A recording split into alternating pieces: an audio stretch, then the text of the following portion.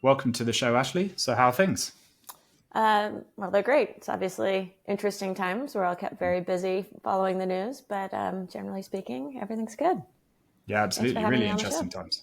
Yeah, no worries at all. Glad to have you. So I usually start with any interview where we're interviewing the kind of leader at a public company just for them to give us an overview of what the business does. So for anyone unfamiliar with Planet, what do you do? Sure. So, Planet is a company that was founded by two founders out of NASA, and Mhm. we're headquartered in San Francisco, but we're a global company that has approximately 200 satellites orbiting the Earth, taking images of the Earth every day. So we have a fleet of about 150 to 180 satellites that are in a north-south polar orbit and effectively line scanning the Earth every day, creating the world's most robust data set of the change that's happening on the planet. And this data set has approximately at this point 3,000 images of any place on Earth so that you can look back and see how things have changed over time, even in those areas you didn't know to look for. And then we complement that fleet with two other satellite fleets, one of which does high resolution imaging. So it allows you to really zoom in and understand that change at a more granular level. So approximately 50 centimeters per pixel. And then we have a new fleet of satellites that images with a hyperspectral sensor. Effectively, this allows you to see things that you can't see with the naked eye. For example, one of our partners is using this data set to identify methane emissions around the globe. With the multimodal fleet of satellites, we effectively can capture all kinds of information about the change that's happening on Earth. And our business model is we sell this data to companies and to governments globally. Yeah, fantastic. Really fascinating overview. I want to dig into a few of those key points. But before Sure. we do, I start again by asking anyone that we speak to just for a bit of information about their background. I read that you've worked at companies like Wealthfront and Service Source as well. What lessons from those experiences have you been able to apply at Planet today? Sure.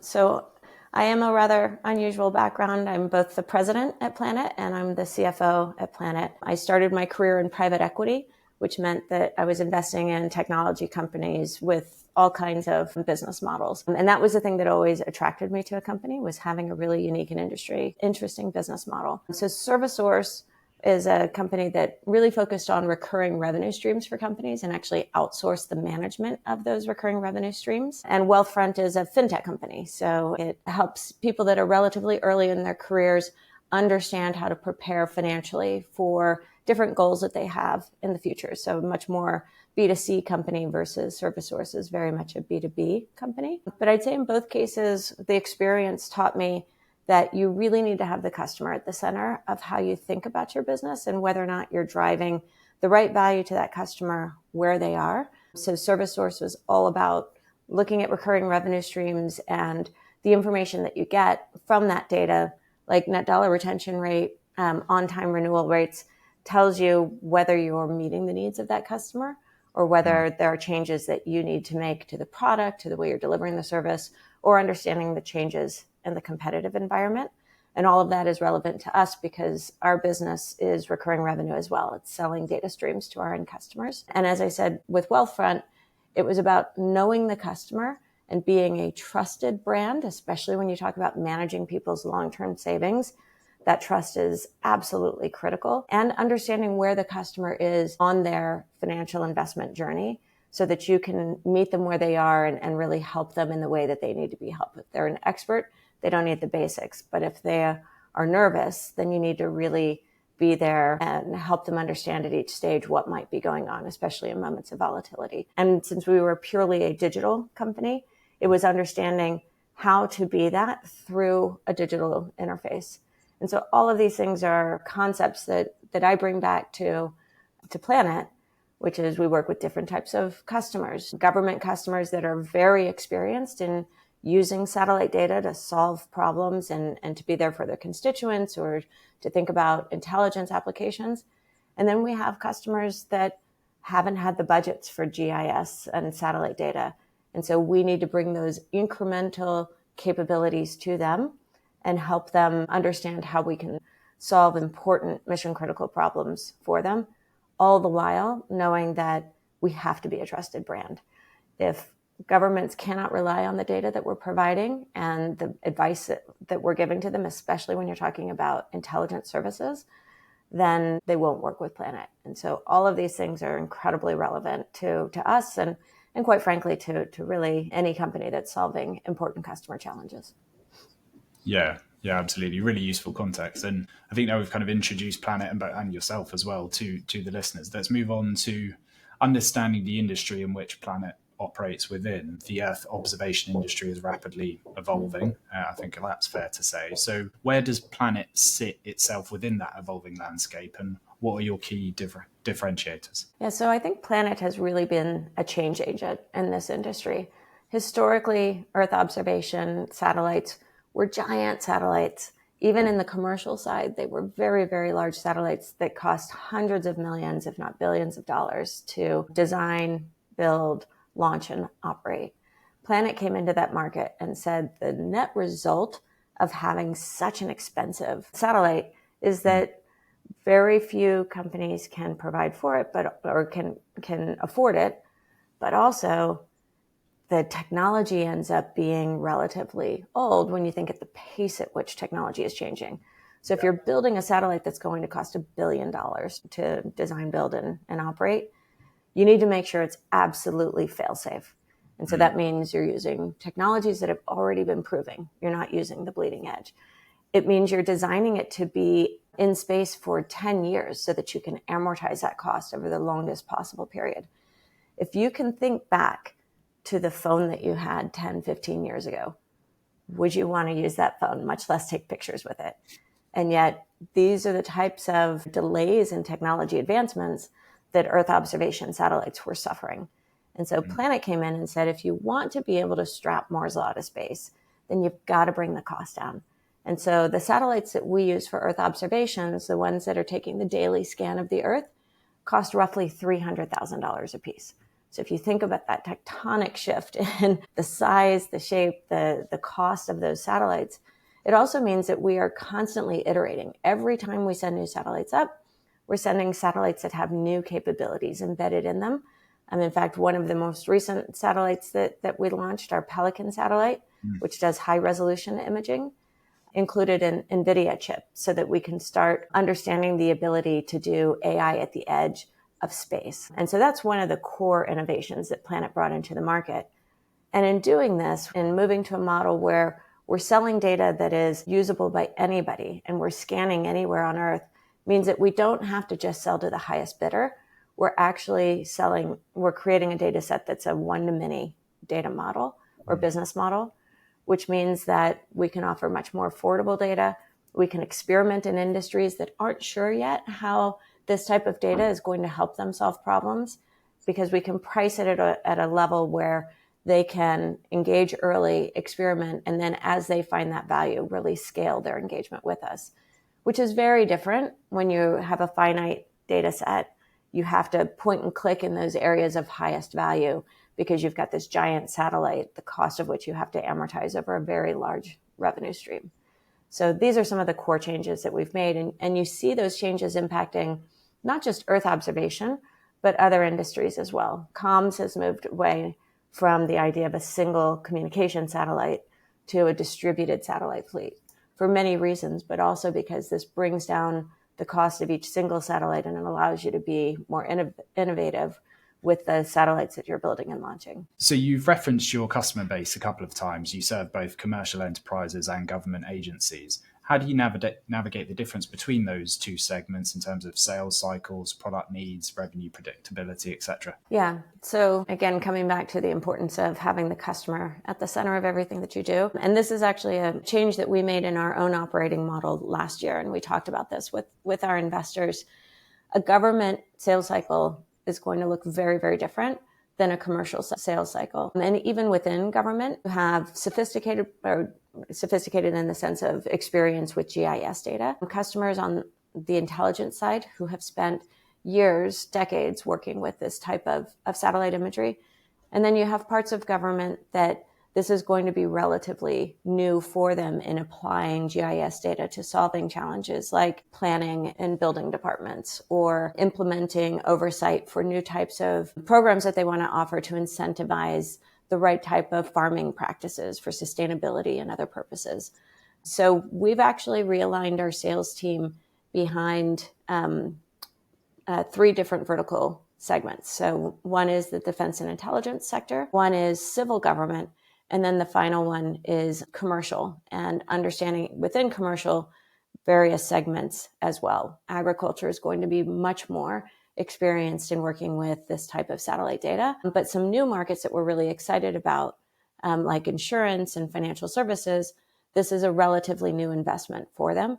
And so we need the commercial teams that are engaging with these end markets to understand where those customers are in their experience working with this type of data set and their ability to handle this type of data set. And then making sure that we also understand the sales cycles. So as you said, government's going to be very different from a commercial procurement process. Commercial procurement processes generally rely on very clear understanding of ROI and how this gets incorporated into a budgeting process, what spend you might be replacing that was existing there before. Whereas on the government side, it's really understanding the procurement processes, what type of sourcing practices they need to adhere to per government regulations, where the government is in their budgeting cycles, and how far in advance you need to lay the groundwork for a procurement around this kind of data set. And then the services that you need to bring to bear for each one of those end markets are going to look different again. And so this is why aligning our company around this operating model where you have a very deep understanding of that end customer market and those customer needs becomes really important to how we operate and see success. Yeah, so you've given us some examples of industries that you currently work with and some of the applications of your technology as well. But are there any untapped markets, areas of big opportunity that Planet are looking to explore moving forward? Absolutely, is the short answer to that.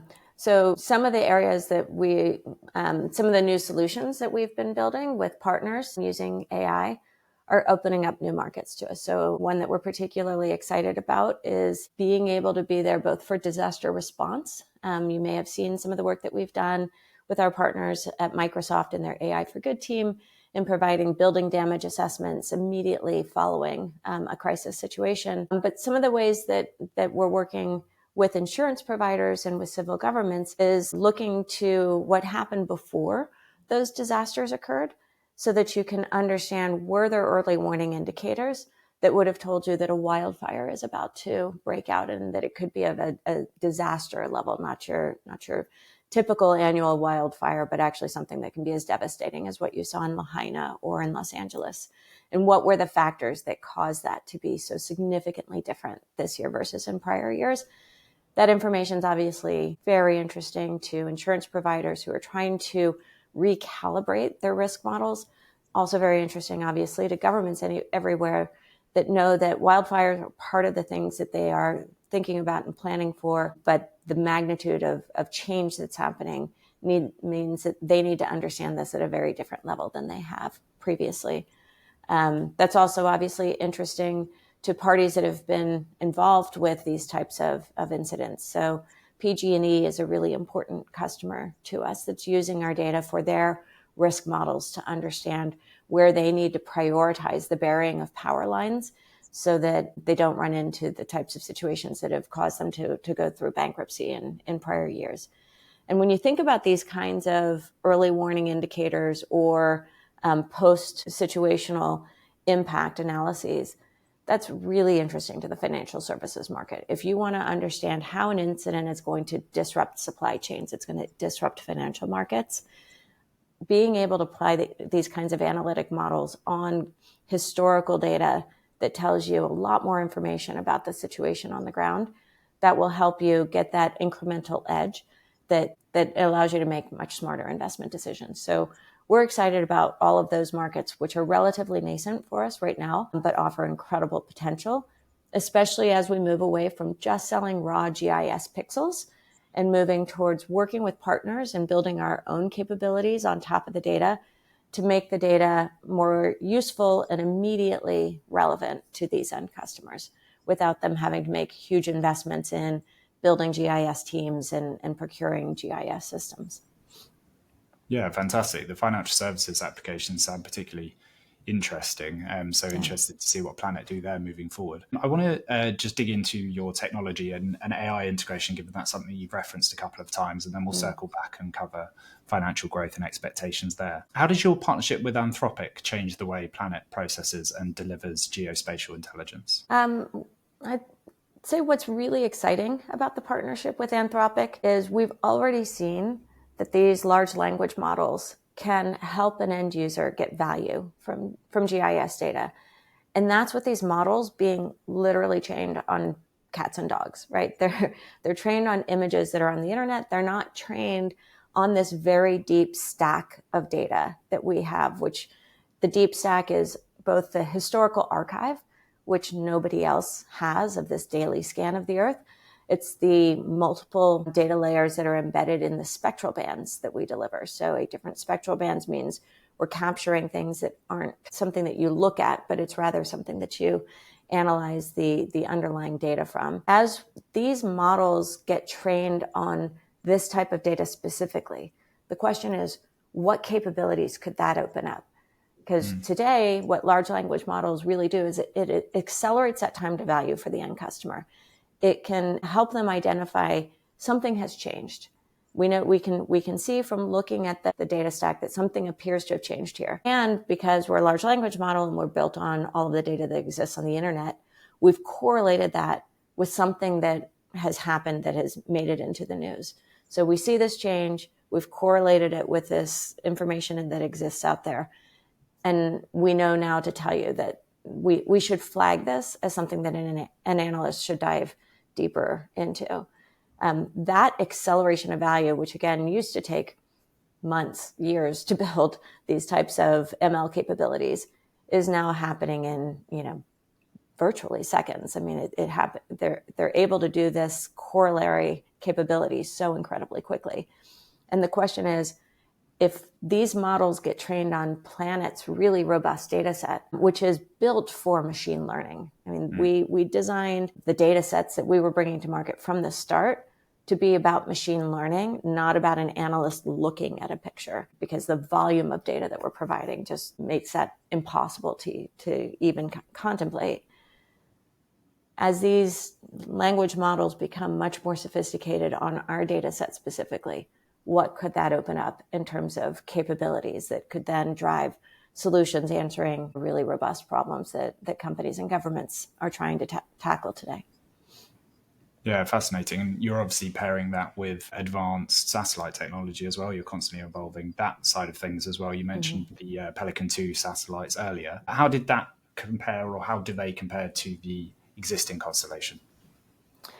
Yeah, I mean, in every possible way, this next generation satellite it's improving the capabilities for our high resolution fleet. So we purchased our current high resolution fleet from Google. Actually, they had acquired a company called Skybox or Terabella, and they then sold it to us when they realized Google can do a lot of things, but space is really hard, and that wasn't a capability that they had in-house or were going to continue to focus on. And so when they sold this business to us, these satellites to us, we put a data deal in place so that we could finish the launching of these satellites and really make them produce a data set that was helpful to them, but also for a broader market opportunity. And this was back in 2017. So 8 years ago, you can imagine these satellites had been designed and built in the years prior to that.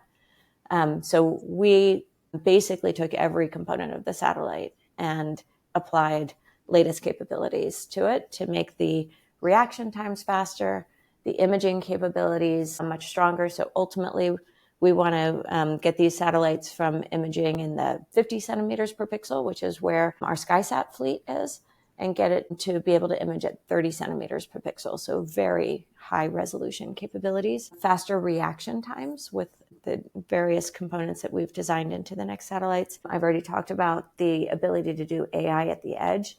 What this enables is understanding in the moment, did you catch the image that you wanted to be able to capture, or was it obstructed by a cloud, for example? And so we want to pass that information on to the next satellite to make sure that we capture that image. Or did we capture that image and we've got everything that we need and we can send the data back down to Earth even before we've processed the image. So if what you wanted to know from that image is how many planes were on that airstrip, we can send that information down ahead of processing the image and getting that image presented to an analyst. Other capabilities is around revisit rate. So ultimately, our goal with this fleet is to have approximately 30 Pelicans that can image at 30 centimeters per pixel, that can have a 30-minute latency, so speed at which we get this data back down to Earth, and 30 times a day revisit. So if there's change that's happening in real time and you want to understand the pace at which that change is happening, having revisit on that area of interest becomes really important. And so all of these have been designed into Pelican's capabilities. And again, putting my CFO hat on now, the other thing we did was roughly halve the cost per satellite. So whereas a SkySat was roughly $10 to $12 million per satellite, all in with design, build, and launch, the Pelicans are designed to be roughly $4 to $6 million per satellite. Wow. Well, whilst your CFO hat is still on, let's talk about financial growth and business expansion. So you reported earnings results last month. I read that you achieved adjusted EBITDA profitability, which is fantastic. So what are the primary financial levers that will drive sustained profitability and free cash flow generation in the coming years? Yeah. So one of the key differentiators for Planet from a business model perspective is the fact that we are a one-to-many data business. So going back to Earth observation previously, it was about having effectively a very large camera at space that you could point and click on demand from that customer. What we're doing is scanning every day so that you don't have to know that you needed to look there. The data set exists, whether we have one customer for that area of interest or tens of thousands of customers. The other thing that enables from a financial lens is very high gross margins, because the single satellite can generate millions and millions of dollars. And so our target gross margins are 70 to 80%, which is very much in line with, for example, a SaaS company or any type of data as a service business. And we've been making steady progress towards that goal. Last quarter, we were at 64% gross margins. The other levers that we have are the fact that from a sales and marketing perspective, we've aligned to those end markets so that we can have teams that understand the government sector and can be very focused on that one-to-one sale with very high dollar potential end customers and contracts. And we're doing the same in the commercial space, where we have sales reps that will engage directly with very large potential and existing customers. But for those markets where a customer may just want to experiment with the data or understand how this data might enable their application to work better, or they know, for example, an education and research institute, they're going to need the data for this period of time, and then they'll come back when they need it again or need a refresh of the data.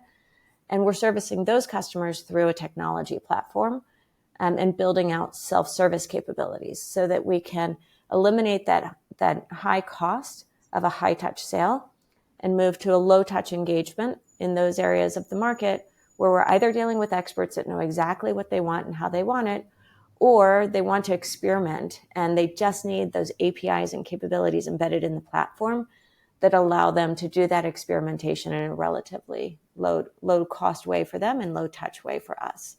And that enables us to have a very scalable cost of acquisition for the sales and marketing line, which is important in our journey towards sustained, not just EBITDA profitability, but also cash flow profitability. And with the book of business that we've built to date and the large backlog that we've established, especially last quarter, and really growing that backlog significantly. And what we were able to share with Wall Street was that not only do we see a path to sustained EBITDA profitability, but actually line of sight to cash flow profitability in the next 24 months.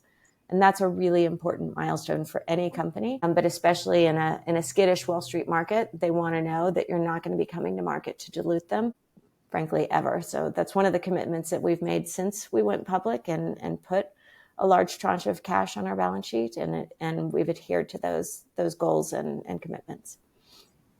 Fantastic. Okay, exciting times ahead. I want to finish the interview by looking ahead. I've got two questions here. One to do with your technology, and then the final question just to get a better understanding of where you see Planet in the next 5 or 10 years. But let's start with the technology. What's the biggest shift you expect in the Earth observation industry over the next decade or so? I mean, I think AI is really changing this landscape as much as it's changing any, potentially even more. As I said at the onset, Planet's been a disruptor to the Earth observation industry, moving away from this idea of a single large satellite to a distributed network of satellites, but also moving away from the idea that you only look in the area where a customer knows that they want to look, and instead you're scanning the Earth every day. And with AI, this is just going to completely change the way that anybody is using satellite data, because you no longer need to have an analyst that's looking at an image and telling you what's embedded in it. But instead, you've got machines that are telling you things that you didn't even know were in that image in the first place. So some of the changes that I'm excited about when I think about the potential that we can unlock with AI is really getting that potential in the deep stack of spectral bands. As I mentioned, our Tanager satellite has 400 spectral bands that are today telling us where methane leaks are. But what can that tell us tomorrow in terms of impacts to biodiversity, impacts to water quality, specialized agriculture that we can be doing that is uniquely designed for the ecosystem that you're growing those crops in? There's so much data inside of these spectral bands that I don't think we've come close to unlocking today. And as AI gets trained on the data sets that we have, I think we're going to learn things that tell us how we can exist on this planet in a much more sustainable way, and tell us those places where we are on a trajectory that's going to be harmful ultimately to human life. So Planet's mission from the get-go has been using space to help life on Earth. And I think the data sets that we have combined with AI will really unlock the ability to deliver against that mission and understand things about our planet that we're just not looking at today because we don't even realize it's there. Fantastic. And with that in mind then, and perhaps it is simply to deliver on that mission over the next 5 or 10 years, but what does success look like for Planet over that time period? I mean, for us, it's about moving from just geospatial data analysts, digging in and understanding what's embedded in our data set, to any data scientist anywhere using this data set to solve problems that we're not even thinking about today. You know, when you think about the success of a company, and using, for example, Jeffrey Moore's analogy of crossing the chasm from those early adopters to the early majority, a big part of that is having a whole solution that enables those more skittish early majority customers to get value quickly from the data. And that's the shift that we've been making. Our early adopter customers are some of our biggest fans, and they work with us to make us better in service of this next wave of the market that we're capturing, which is a harder market to capture, but much, much, much more valuable. So I'm excited about the wave of new customers that we're not tapping into today, really getting value from the data. And that's both excitement around the financial value that we're going to unlock with that, but also the impact that we can have through those next wave of customers. Yeah, fantastic. And I think a perfect insight on which to end the interview. I think that just leaves me to say thank you very much for joining me on the podcast, Ashley. It's been a real pleasure. It's been a pleasure from my side. Thank you, Hayden.